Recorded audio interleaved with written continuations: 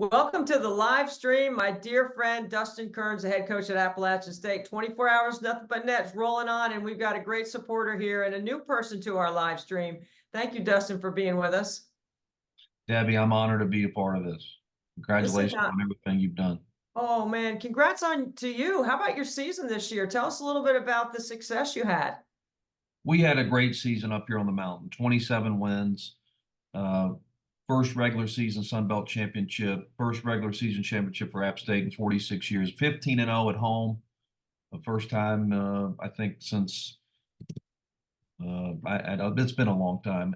We beat the Auburn Tigers.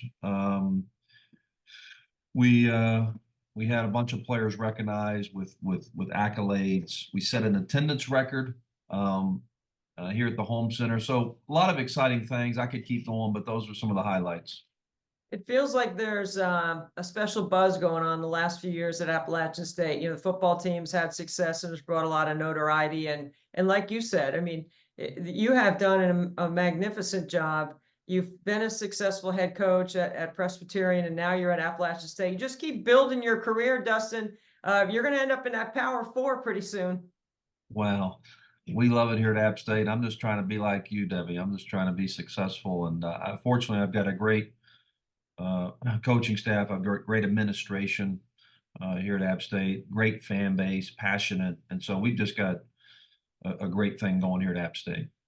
Well, I know you love it there, and I know your family loves it there, but I don't mind putting a little pressure on your AD to up it a little bit or find a way to keep you, because it's coming. And I know you're prepared when it will happen. You'll find the right place. Not that you're looking. I'm just saying I'm excited for you for the future, for what you've been able to do. Appalachian State, you and your family, you have a special story about Special Olympics you'd like to share, and we'd love to hear it. Well, absolutely. I mean, first of all, Special Olympics, the world's largest sports organization for children and adults with intellectual, disabilities. And so what a wonderful organization that have done so many for in the local level, but also the world level. So my mother-in-law, Judy Redmond, was a special ed teacher for 41 years in the Lexington School District in outside of Columbia, South Carolina. And she is an incredible person. But I think that, her service for 41 years, I've told her that deserves to be recognized at some sort of local level. But yeah, 41 years as a special education teacher, and she did different things. She a program called First Steps, where she would go, into the homes. She had some kids for several years, and so what a wonderful service she did, and she loved it. I mean, I think that's the most important thing. Like, it was a passion for hers, and Judy Redmond needs to be recognized in Lexington School District for her service. I hear you say 41 years, and I think about my own experiences through public education with special education teachers, and nobody lasts that long. Nobody stays in it that long, Dustin. That is such an incredible gift your mother-in-law has, that she's been able to stand the test of all the federal and state, all the paperwork, all the stuff that comes with it. And I know she has to have a huge heart, because you can't just operate inside that 8.5 by 11 IEP. You got to be able to find other ways to stimulate students. And I'm sure she did a magnificent job. You're right. Maybe we should start giving out awards. Now that we're going to cross $1 million, maybe we can start giving out 24-hour nothing but net awards. She might be the first recipient. Well, there's so many wonderful people that I think that give back, and and certainly what you're doing. I mean, just incredible, raising $1 million year after year, with what you've done, and just keeps getting bigger and better. And you deserve an award at some point for what you've done. And I'm just honored and humbled to be a part of it this year. Listen, we are, the free throws are not the story. That's the vehicle. The platform is to share with everyone. The live stream has been absolutely a huge part of allowing us to raise more money and create more awareness. I mean, you know me, I started with an idea, and I had no idea. I mean, people keep asking me, did you know? And I'm like, no, had no idea it was going to turn into this, but I'm so grateful because I know exactly how the money affects families. I know exactly where the money goes. I know exactly how, in our situation, what Special Olympics and playing sport allowed Frankie to learn and achieve and compete and make healthy choices and, learn to succeed, learn to fail, but give it your best. And that's what sport is supposed to do. It's supposed to help you with all those things, but it gave them confidence to be able to go to college. And that's an important thing too. You can see, like we see confidence being developed at the highest level with your athletes when they rep something over and over and they get better at reading ball screen coverages or whatever it is that you're teaching them. And we see the same thing with Special Olympic athletes. There's no reason why they shouldn't have an opportunity to do the same thing. Absolutely, absolutely. And we're going to do something here in July with our women's program as a fundraiser for Special Olympics and be a part of the 24 hours nothing but net that you're doing. And so we're excited to help raise money ourselves and do something for Special Olympics. We're like I said, we're going to partner with our women's program. Our new head coach, Laura Sharp. This is talking with her. She that special education was an option for her growing up and outside of coaching, and so this is certainly a passion for hers too, and so that was exciting to hear. So we're excited to partner up with our women's program and this summer when our team's on campus together in July, we're gonna do a fundraiser.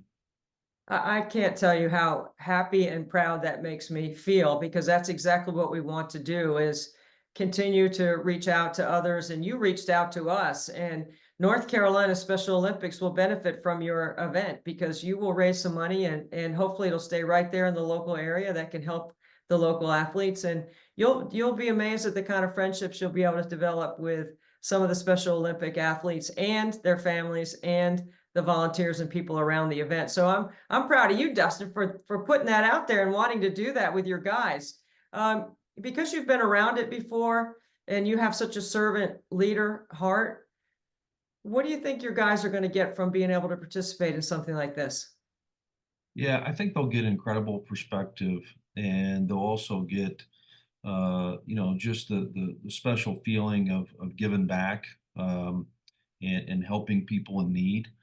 And as I think that it'll just be a great experience and a great day for our players to spend time and also know that we're contributing and raising money for a cause, uh, for something bigger than ourselves. That's what it is. That's what we're trying to do. That's exactly the mission of what Special Olympics is all about. This has been a very grassroots effort for me. We have raised a lot of money by 50s and 100s and 200s, and we don't have any major corporate sponsor or anything like that around it yet. Not for the first million anyway, but Special Olympics has always been a grassroots organization. And so, we grew up playing basketball in the driveway and shooting hoops in our backyard, and that's sort of what I'm still doing. And it's worked. So it's allowed us to connect with a lot of people, and connecting through sport is so important, I think, especially for the intellectual disability community. Do you have any experiences that you've had with Special Olympics that a story or something that you've interacted with anyone through your mother-in-law? Not necessarily through my mother-in-law, but because she was down in the Lexington School District, and obviously that she did many years of service before I even knew her, met her before marrying her daughter, Brittany. But our first year at App State, um, in fact, it was our first couple months on the job. We did our team. That was the first community service project we did here at App State as a program and as a new staff. First month on the job, we participated and volunteered in the Special Olympics here in Boone. And so that was a great experience. And I remember it was over at Watauga High School, and that was the very first community service project our program did with us being here. Well, I know there's going to be many more to come because you're going to have a great time with your guys, and the Laura Sharp, the new coach at App State, is going to enjoy participating with you as well. And you know what, Dustin, I'm so glad that you reached out, and I'm so grateful for your time. I'm grateful for your energy to put behind this, because it does require some work from you and your staff to be able to put a clinic together. But North Carolina Special Olympics will help you, and it will be a great event. I have no doubt. And as soon as you know what the date is, let me know, because if I can come up there, I'm coming. We will get you all the information. It'll be sometime in July when our players are here in the summer, and we're excited about it. We're looking forward to it. And once again, congratulations to you and everybody that helps you do this. I mean, what you do is it's incredible, and it's admirable, and on many levels. And like I said, I followed it every year, and the amount of money that you raise, but also just the awareness that you bring. It is truly remarkable. Well, I thank you for your kind words, and I congratulate you on all your success this year. It's a wonderful launching pad for you and your program, and I'm excited to follow. I hope I get one of your games next year. I keep my That'd fingers be crossed for that. that would be great. That would be great. I always enjoy talking basketball with you. You're one of the best in the business as far as media and commentary, and so I always learn from you. But I did sign an extension at App State 2030 this year. So to give my athletic director credit, he did. We were able to get a great extension, and we're very thankful for that. So You know, that's I did want to give him a shout out for that. that's what friends do, right? I got your back, man. I know how good you are, and I'm glad he does too. Thank you, Dustin, for being with us. Thank you, Debbie.